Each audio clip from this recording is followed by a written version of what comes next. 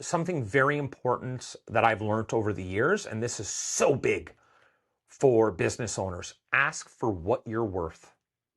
It's so important, right? It is Mhm. so important to ask for what you're worth. So eventually, after 1 or 2 years, I started asking for what I was worth. Good for you. For my services, this is what it's going to cost. And if you don't want to pay it, that's okay, but that's what I'm worth.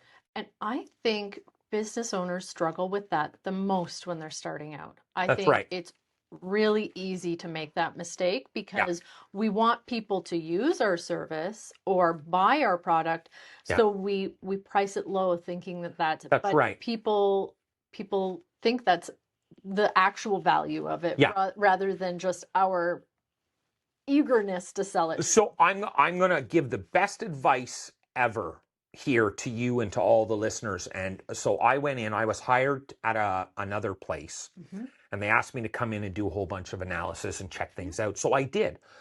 And I learned during this that they were selling sandwiches.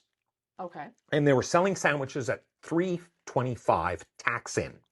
So I did the math. I did the math. How much was the bread? How much was the mayonnaise?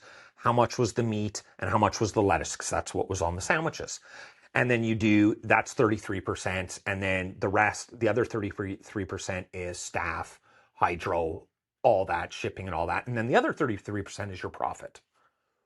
Well, they were losing 5 cents every time they sold a sandwich.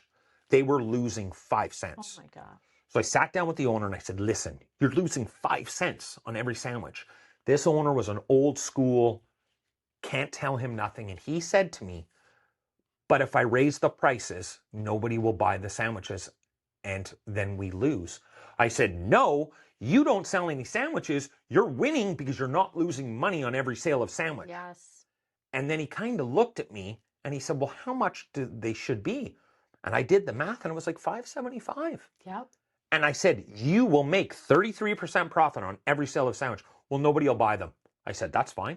Then you don't make as many, but people will buy them. Yep. And that's the biggest thing. And so always ask for your worth. Another advice, I know I'm rambling, but I love talking No, about business. please. If you don't want to do a job, and here's the best one. If you don't want to do a job, you quote them what it's worth to you. Yes.